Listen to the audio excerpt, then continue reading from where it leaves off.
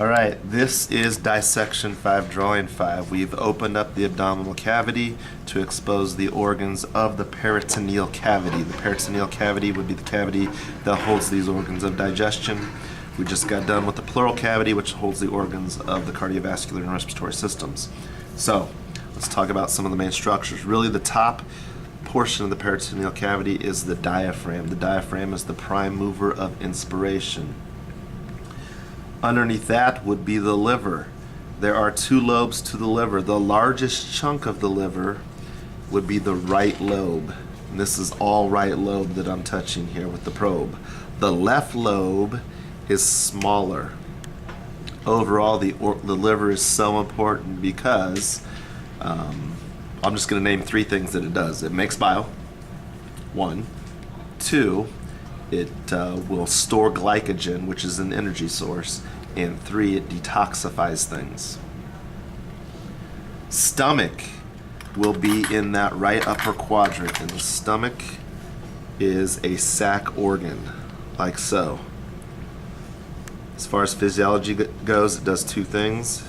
It will mechanically digest the bolus that we swallow and turn it into chyme.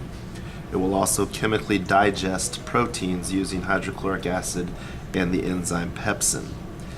You should have opened up the stomach. Inside the stomach, you'll find a substance called meconium, which is all this chunky stuff inside the stomach. Meconium does not have a function. Instead, and then we're just going to go with anatomy. It's made of three things. It's made of bile, dead epithelial cells, and mucus. This is what has built up over the last 115 days that this pig has been sitting in its little amniotic sac in the uterus. Within hours of its birth, it will have its first bowel movement. We don't call that feces. We call it meconium, and humans do the same thing. Inside the stomach, this may be a little bit more difficult to see. There are two sphincters. Here's the first sphincter. It's called the pyloric sphincter. The pyloric sphincter will regulate the passage of chyme, C-H-Y-M-E, from the stomach into the duodenum, the first section of the small intestine. The other sphincter is more difficult to find, and it is the esophageal sphincter. Give me a second to actually find it in mine. It's going to be right here. I know that angle's probably not optimal, but I'll show you with my forceps. The esophageal sphincter regulates the movement of the bolus that we swallow into the stomach. Okay. Also found within the stomach are rugae. These are the folds inside the stomach, muscular folds that will regulate how big the stomach can get, and they also would be involved in mechanical digestion of the stomach. Two other organs which are a little bit different. Here's the spleen. The spleen, a worm-looking substance. The spleen has two very important functions. It will house white blood cells to fight infection. It will also rid the body of old, dead red blood cells. The last organ, or the next to last organ, is not easily seen on my pig just because of the blue color, but it's this organ just caudal to the stomach. It's called the pancreas. The pancreas has two important functions. One, they make pancreatic juices for digestion in the small intestine. The other big